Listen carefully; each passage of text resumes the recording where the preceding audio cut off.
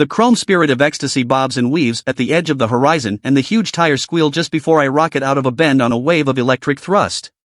Rolls-Royces are at home in wine country, but I'm sawing at the wheel and trail braking into bends, and these are not things you do in a Rolls-Royce, well, anywhere. But there's never been a Rolls-Royce like the 2024 Spectre. And I'm going to get in trouble for writing that.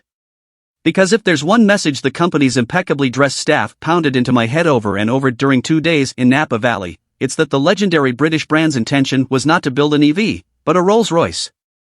And while it succeeded, divorcing the Spectre from its powertrain is impossible simply because of how natural the pairing feels. Rolls-Royce is switching to electrification as easily as you or I change our shoes. And that's because more than any other brand on the planet, not Mercedes-Benz, Bentley, Ferrari, or Tesla, Rolls-Royce can justify, rationalize, and flat-out engineer its way out of the problems inherent in today's BEVs and draw the maximum benefit out of electrification's strengths. But there's a tinge of sadness in this vehicle, which marks the beginning of the end of Rolls-Royce's legendary V12 engine.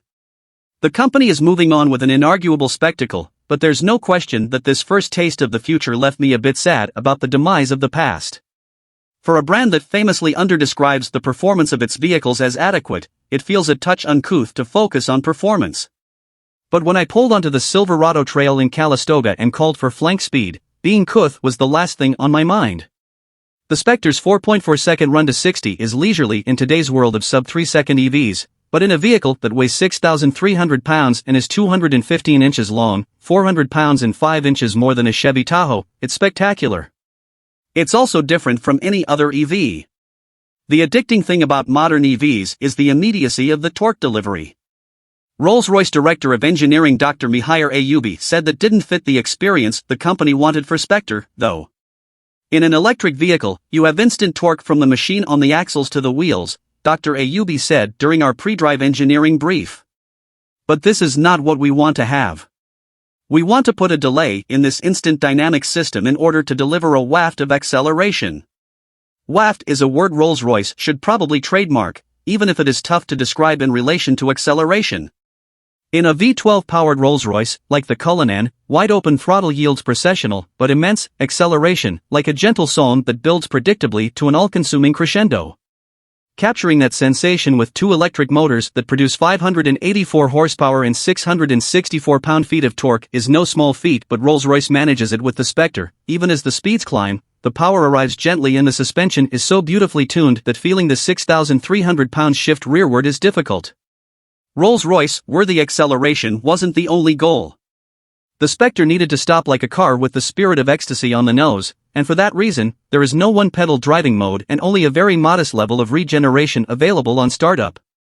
A B button on the gear selector stalk ups the regen, but even relative to the BMWs it's related to, the Spectre's regen experience isn't nearly so configurable. Instead, Rolls-Royce focused on a brake pedal that will feel familiar to owners. There's plenty of travel and nary a hint of grabbiness. Every braking experience, from gentle champagne stops, where a passenger wouldn't spill a drop of bubbly, to emergency slowdowns was predictable and easy. In fact, I rarely used the B mode to kick up the regen. The brake pedal is that satisfying to use. The other major benefit of electrification for an ultra-luxury brand like Rolls-Royce is the total lack of sound from the twin motors. One would think, then, that Dr. Ayubi and his team would shun artificial acceleration. Sounds like an aristocrat turning their nose up at the unwashed masses. But no, even Rolls gets in on the fake sound game. We learned from our clients that actually they love the response of the V12 and the very subtle feedback that you get when you accelerate.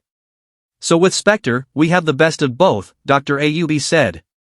You can enjoy the complete silence, but there is a sound in the interior to give you that similar response whilst you accelerate. And yes, you can have the sound, much as you can drink red wine with ice cubes. But you shouldn't. The soundtrack is vaguely reminiscent of Rolls' sonorous V12, but the volume is at least 25% too high. After an initial blast, and seeing my co-driver scrunch his nose at the audio accompaniment, I switched it off. Blissful silence reigned. That silence was all-encompassing, as the ghosts of Charles Rolls and Henry Royce would demand. It's always easy to chalk up a silent cabin to hundreds and hundreds of pounds of sound deadening, but Rolls-Royce did some very clever things to keep the outside world out. Automakers have been taking advantage of battery placement to improve aero, but the structure of the Spectre allowed Rolls-Royce to go a step further. The battery and floor exist between the top and bottom of the sills with a channel between the two for wiring and climate control pipework. Rolls says making the battery part of the car's architecture allows it to double as a huge chunk of sound-deadening material, but the real benefit is that the construction allows a super smooth underside. That aero focus extends to the rest of the car, too. Viewed in profile, the Spectre's nose droops far further than any previous Rolls-Royce. The company even reprofiled the iconic grille in spirit of ecstasy, closing off the former and tweaking the body and wings of the latter to minimize the impact on drag. The result is a 0.25 drag coefficient, impressive for any car but even more so for a bluff-faced Rolls-Royce. For reference, the Spectre's spiritual predecessor, the Phantom Coupe, had a COT of 0.35, while today's production car champs, the Tesla Model S and Mercedes-Benz EQS, measure 0.20. The result of smart aero and plenty of sound deadening is a total absence of wind noise. I'm not just saying it's quiet in here, the sound of rushing air simply doesn't exist. It's like driving through the vacuum of space. I was surprised by the amount of tire slap over bigger bumps and imperfections, although that criticism is relative. While the dull thud, likely the fault of my tester's 23-inch wheels and 35 series tires, was surprising, the Spectre was still quieter than just about anything else on the road. I would be curious to try the Hilux EV with a more conservative wheel/tire package, though. And while some tire noise did reach the cabin on rough roads, that was the only sign the Spectre was working. The ride quality is immaculate, with the Spectre benefiting from an evolution of the planar setup introduced on the Ghost. But the electric roller is far stiffer, with a 30% increase in torsional rigidity. Active anti-roll bars work alongside the revised suspension to limit the effect of single-sided impacts, while four-wheel steering imbues the Spectre with excellent agility at parking lot speeds. At higher speeds and on twisting roads, the Spectre is surprisingly delightful. I won't go as far as saying this is an athletic vehicle, but its composure, despite the lack of something so unbecoming as a sport mode, and willingness to take a bite out of turns is surprising. Body motions are tightly controlled for a big, heavy luxury coupe, and the steering reacts quickly to inputs. In fact, gripping the steering wheel's surprisingly thick rim grew a touch tiresome around town, owing to the Spectre's quick reflexes. It bordered on nervous, a larger dead zone would better match the isolated tiller. That thick-rimmed wheel is not the lone oddity in the Spectre's cabin. It features a full digital cluster for the first time, and the center touchscreen runs a new infotainment OS called Spirit. Rolls-Royce calls it the digital architecture of luxury. I call it BMW's iDrive 7 with a substantial reskin complete with soft colors in a striking scheme. But aside from those three items, the Spectre does precious little to advance Rolls-Royce's gorgeous interior designs. Leather, wood, and real metal elements cover every surface. Tap the climate vents with your fingernail and they make a delightful ting, while the sheer breadth of leather shades and woods is enough to boggle the mind. My only complaint is the abundance of piano black finishes on the center stack and console. I don't generally bemoan this on more affordable cars where accountants carry outsized influence, but the Spectre has a $420,000 starting price and caters to the wealthiest individuals on this stupid little planet. Make it wood or metal or carbon or anything other than fingerprint-prone, uninspiring piano black. There's been a tendency to equate the Spectre with the Wraith, but a stay in the back seats changed my mind. I spent a very pleasant 20-minute drive in the rear of this 2+2 and enjoyed plenty of legroom and headroom. Getting out wasn't the most graceful thing I've ever done. The front seat does slide forward quite far, but carrying 4 adults on even a lengthy journey is a cinch in the Spectre. Life is, unsurprisingly, delightful in front. The huge seats are amply padded and hugely adjustable. In fact, even at 6'2", I found the lowest seating position to be a hair too low.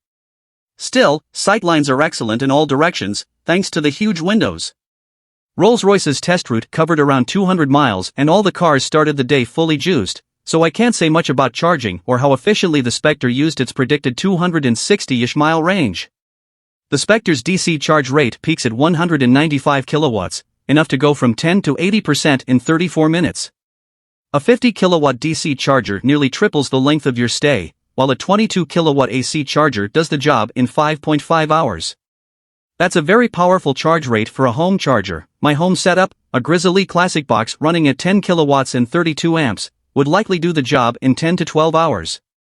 The Spectre starts at $420,000, and while Rolls-Royce didn't share an out-the-door price for my tester, it suggested that all the cars in attendance carried an as-tested price north of $500,000. I get the instinct to shriek about that figure in a car that will likely return an EPA range rating of about 260 miles. Yes, a Lucid Air or Tesla Model S will be quicker, go further, and charge faster for about a quarter of the price. But to those folks, I ask this, who gives a damn? Go touch some grass. This is a Rolls-Royce.